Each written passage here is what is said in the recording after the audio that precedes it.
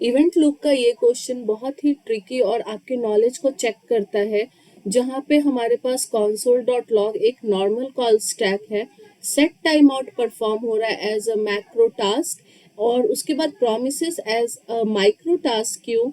Then हमारे पास एक इफी फंक्शन है और फिर हमारे पास एक नॉर्मल कॉल स्टैक है जो कि console.log c को डिस्प्ले करता है। यहाँ आपको इसका आउटपुट गेस करना है।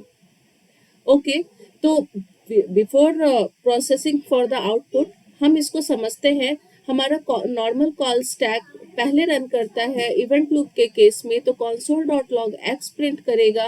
उसके बाद ये डायरेक्ट इफी के फंक्शन में आएगा because it is also considered as a normal call stack because it is a function. इसमें ये console.log a को प्रिंट करेगा। जैसे ही इसको यहाँ पे अवेट मिलता है, it will try to resume for the normal call stack और ये यहाँ से पाउज करके रिज्यूम कर जाएगा और ये निकल के console.log c को प्रिंट कराएगा। Whereas in event loop हम नॉर्मल कॉल स्टैक के बाद माइक्रो टास्क पे फोकस करते हैं। It will come to the promise where it will get the console.log z and then it will get again the console.log b। why?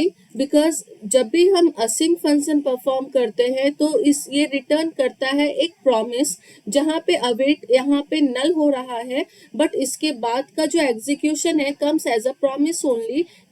So console.log b will get executed, then after macro task q will come into the point and it will get run. So let's do the output. As you can see the output here, it is x as a console.log 1, then it is going to the a as sync function के अंदर इसने console.log a को लिया क्योंकि ये normal call stack के अंदर आता है। then when await null है तो यहाँ पे इसने प्रोसेस को पाउज किया हुआ है and it try to get resume. So resume करने के बाद इसने again find the console.log c जो कि एक नॉर्मल कॉल स्टैक है।